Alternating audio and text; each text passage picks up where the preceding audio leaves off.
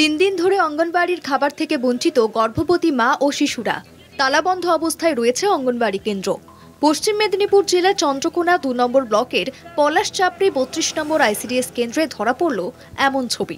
স্থানীয়দের অভিযোগ, আইসিডিএস এর শিক্ষিকা চন্দনা পাখিরা ও সহায়িকা হীরা পালের দ্বন্দ্বের জেরেই এই পরিস্থিতি।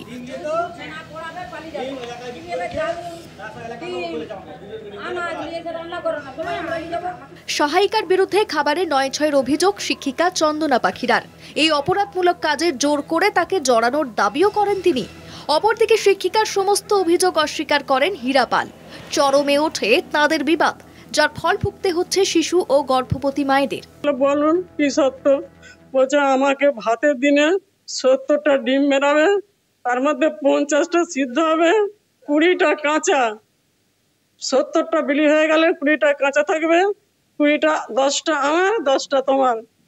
আর খিচুড়ির দিন ৪০টা ডিম বেরাবে, ২৫টা সিদ্ধ হবে, আর ১৫টা থাকবে, তোমার হাফ আমার হাফ। আমি যে এত কোনো নিয়ম নাই, এরকম নিয়ম আমি চলতে পারবো নি। কি বলছেন ম্যাডাম? এসে বলবেন ওনার স্যার, আমি দিদিমণি, উনি ডিম সিদ্ধ করবে, উনি বিলি করে সব করে, তারই ভিতরে আমি নাকি ডিম মেরে নি। কে বলে? দিদিমণি ও বলছে পাইনি, ওকে আমি মারতে দিইনি। আগে নিয়ে যেত, উনি নাকি আমাকে দেখেছে। আমি দিই হ্যাঁ? এই শর্ত তো যে এলাকায় ডিম বিকত তার জনগণের ভিডিও রেকর্ড বলতে কি তোমাকে আমি সেট রেখেছি দিয়ে আমার প্রমাণ আছে কোথাও? না। সমস্ত বিষয়টি লিখিত আকারে ব্লক প্রশাসনকে জানিয়েছেন শিক্ষিকা। এমনকি চাকরি থেকে ইস্তফা দিয়েছেন তিনি। প্রশাসনের তরফ থেকে এই পরিস্থিতি খতিয়ে দেখার আশ্বাস দেওয়া হয়েছে। এখন দেখার অঙ্গনবাড়ি কেন্দ্রের ভবিষ্যৎ কি হয়। মধুসূদন ভট্টাচার্যের রিপোর্ট, কলকাতা টিভি।